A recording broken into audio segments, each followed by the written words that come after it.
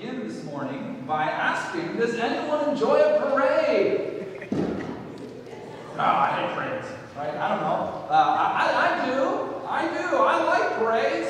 I don't get to them all that often, but I enjoy them. And I enjoy New Year's, not New Year's, well, sometimes on New Year's, but Thanksgiving morning at about 9 o'clock, I turn it at 9 or 10, and I got to turn on and find the Macy's. It's just, I have to do it. It's a part of the tradition. And it's getting harder and harder to get some other folks around me to watch with me, it seems, as the kids get older. But I really enjoy watching the Macy's parade. And this story about Jesus riding into Jerusalem on the donkey, and all of these huge crowds and celebration and cheering and honoring, it just sort of reminds me a little of a parade.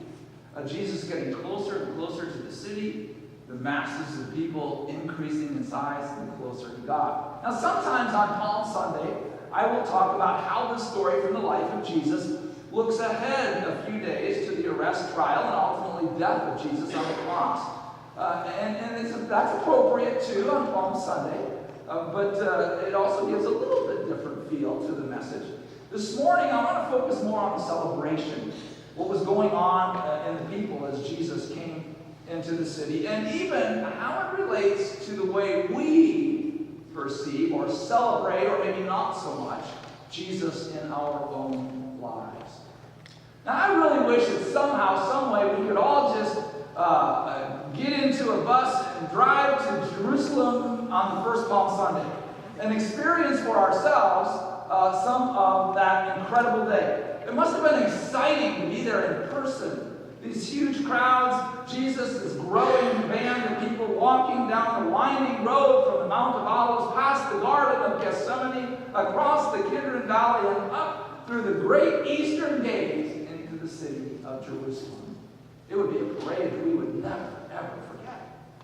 Or even if we couldn't be in person, we could record it and we could put it on the big screen and turn the volume up so that it felt like we were there, right? It must have been truly powerful and very exciting. Everyone loves a good celebration, and that's what it was a celebration. Now, for many of the Jewish people, what they were celebrating, or what they thought they were celebrating as Jesus came into the city, was freedom, future freedom from the Roman government, right? All of those nasty Roman soldiers wandering around the city of Jerusalem, and them recognizing that they're sort of under the thumb of the Roman emperor.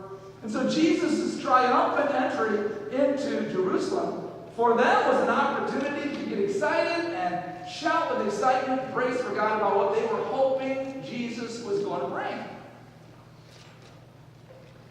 I wonder if we get as excited about Jesus coming into our lives as those first century Christians did about Jesus coming into theirs on that first Palm Sunday morning. And I'm not just talking about when we first give our life to God through Jesus and receive by faith the forgiveness for sin, that salvation into our lives. I'm talking about every morning when we get out of bed, do we get up in the morning and say, thank you, Jesus, for this new day. I celebrate you and welcome you into my life that day, or this day, and look forward to this new day with you.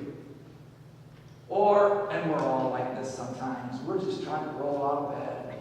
That's what we feel like. And we gotta go, I gotta get to caffeine or get into the shower before I can even open my eyes and start on the new day, right? Or are we more like the crowds a few days after Palm Sunday, when they realized they weren't going to get what they were wanting, ready to turn their backs, our backs, on Jesus when things aren't going the way we want them to? Now, it was Passover time, and the Jewish people from all over the Roman Empire, and maybe beyond, were converging on the city of Jerusalem. News had gone out that Jesus was on his way, this prophet, this rabbi, who many were viewing as somehow divine or from God. So a crowd rushed out to meet Jesus. Now, of course, there were actually two crowds. One was the crowd with Jesus coming into the city, and the other crowd was the crowd that was burgeoning out of the city to meet him, and sort of coming together in this swirling mass of people and excitement. Jesus was coming, and the crowd crowds met him like a conquering hero. However, we also know that from other accounts of this event, not everyone was as excited as a lot of the folks in the great crowds. This sight of tremendous welcome in the Jewish religious leaders' minds was not very exciting, and they were in the depths of despair. They had been working for a long time to get rid of Jesus, or at least make him look so bad that he would lose his popularity among the people. But everything that they did just backfired. And Jesus kept getting more and more popular, and more people were following him. Now, some of the people were just curious. They had heard about this guy that was making sick people well and causing blind people to see and even raising a few from the dead. That got your attention, right? And they were just wanting to see something sensational, something exciting that they could record on their... No, they didn't have phones in that day, but you know what I mean, at least to see. Today, it would be all over the internet the next day, right? Because everybody's got something to record. And they were just kind of there to see what was going on. But the majority of the people, whatever they were there for, were cheering Jesus as he came into the city. Blessed is he who comes in the name of the Lord. Hosanna is to the Son of David. Hosanna in the highest. They were excited. And why were they excited? Well, the word Hosanna in the Hebrew means literally save, or save us, or save us now. So you get an idea that they weren't thinking so much about a relationship with God with greater fulfillment and joy. They were thinking about the Romans and what it meant to save them from the Roman government. Surely with Jesus as Messiah and King, it would only be a matter of time until the trumpets rang out and the call to arms sounded and the Jewish nation would win its long-delayed victory against Rome. Well, in that incredibly charged atmosphere, it wasn't like Jesus was going to get on the PA system and get people's attention. So, Jesus made this really powerful statement without ever opening his mouth. That's why I used the Matthew chapter 21 account of the arrival of Jesus into Jerusalem. See, Jesus knew that back in Zechariah chapter 9 and verse 9, that there was a prophecy, a prediction about the future Messiah, a special one that God was going to send to bring freedom and salvation to the descendants of the people of ancient Israel, the Jewish people. I want to look at that prophecy for a moment. We saw it kind of couched within the Matthew chapter 21. I want to go back to its source, Zechariah chapter 9 and verse 9. And here's what it says. Rejoice greatly, O daughter of Zion. Shout, daughter of Jerusalem. Those are references to the Jewish people. See, your king comes to you, righteous and having salvation, gentle and riding on a donkey. Well, Jesus knows about this prophecy. Jesus knows what we would call Old Testament scriptures. So Jesus, I believe, has a couple of his closest friends, a couple of his disciples, go and bring a young donkey, and apparently its mother. And Jesus rides in on this young donkey. And through this action, makes this powerful statement that not only was he Messiah, but he was a king. You see, the people of Jesus' day who knew about Zechariah 9, chapter 9, well, they wouldn't know it as 9, chapter 9, but they know it as the words of Zechariah. They'd have been doubly pumped. Because here's this guy that's coming in to the city who has been doing miracles, and he's riding on a donkey. A prophecy of a coming king. And perhaps a king that would not only throw the Roman government off of our backs, but bring back the glory days of ancient Israel. Put yourself in the midst of that story on that first Palm Sunday. If you can go back and get the shoes and the sandals of the people that were lining the streets there that day. You've been waiting your whole life for the future prophesied Messiah and King to get rid of these Romans and to have your nation back again. And your people have been waiting for maybe 600 years, since the fall of their nation. And now there's this guy doing all sorts of miracles, proclaiming the power of God, the message of Christ, and he's doing all these amazing things. And he comes riding in Jerusalem on a young donkey. And you remember Zechariah. And you're pumped. You're excited. You're stoked. Right?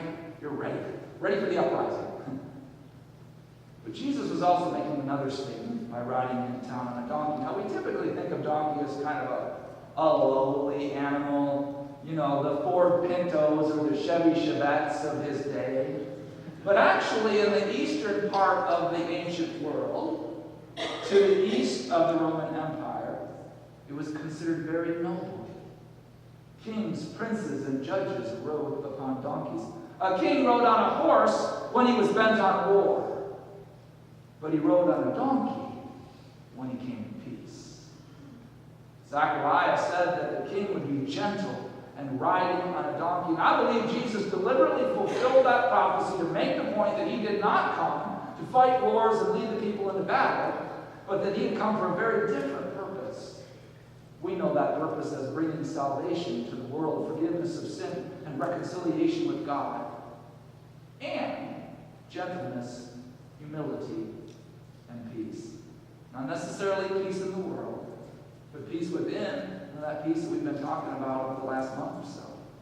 And peace within the people who would desire to be his followers. Now, it's also really important to know that in this story, in that time, donkeys were prized possessions. They were very valuable. They were your means of transportation. They were your car, your truck, your SUV, your minivan, right? So for someone to just give it to Jesus to ride into town on was a really big deal. Donkeys were also what we might call beasts of burden, or tractors, or work trucks. Right? They were taking the goods to market. They were working the field, the things that people could not do in and of their own strength. So that made them very valuable. Most average citizens could not even afford one. And yet Jesus says, tell them the Lord needs them. I'm assuming referring to both the young donkey and its mother. And it's done. Whoever owned these donkeys that Jesus used gave Jesus perhaps the most valuable objects they owned in this world. Here's the keys to my truck, Jesus. Here's my kid. Right? Whatever. I trust you. Use them however you see fit for your purposes. For your work, your will be done, not mine, Jesus. Can I ask us this morning to reflect on what's the most important thing in our lives? Is it our truck, our family, our money, our house? No. Your car, your smartphone, something else? Your answer to that question will give you a little bit of an idea of what is the most important thing in your life. Tell you a lot about yourself and about your priorities. Now, Jesus came right now to you and said, you know what? That most valuable possession in your entire life, I need it. I need to use it for a while. Can I have it? Would you give it to him? I mean, of course, the Christian thing to say is, well, of course, yes. It's easy to say yes to that question without really thinking about what you're giving up. Whoever owned that donkey, once he knew it was for Jesus, he doesn't say another word. Immediately gives it to Jesus so that Jesus could use it for his plans and purposes. So I want to ask us a couple of questions on this Palm Sunday morning to think about. First, do we truly get excited about Jesus coming into our lives each and every day? Do we get up every morning welcoming Jesus, celebrating his arrival, and looking forward to a new day in him? Or maybe we're failing to truly appreciate the wonderful and awesome connection that we've been given with the God who's powerful enough to create the world through his one and only Son, Jesus. And then secondly, do we give our best to God, the one who gave his best for us, his only Son, to die for our sins so that we can experience new and improved life, life 2.0, starting right here in this world and continuing into the next. It's never too late to start, always striving to give him our best. So this Palm Sunday week is, you remember this last week before Jesus died. I pray that we might celebrate Jesus every day. New day with him leading and guiding. And as we celebrate his goodness and celebrate his entry each morning into our lives, may we always strive to give our best for him, the one who gave his all for us. What does that mean? What does that look like for you, for me? Celebrate his entry into our lives each day and to always strive to give our best for him. I pray that we might be as excited as those first crowds on Palm Sunday morning as Jesus came into the city, and as willing as the owner of the donkeys to give our best to God for his peace and his praise. Let's pray. Dear God, we thank you so much for this incredible account of when your Son and our Savior entered into the city of Jerusalem. Dear God, as those people poured their heart out in celebration, God, may we pour our heart out in celebration to you and to your Son. God, as the owner of that donkey gave his very best to Jesus, may we always seek to give our very best as well. May this week be an opportunity to reflect on your incredible goodness, that incredible sacrifice that you have made. And are we willing, God, to allow you to work in our lives as followers of the one who gave his all for us? We love you, and may our lives reflect that love this week and every week. In Jesus' name.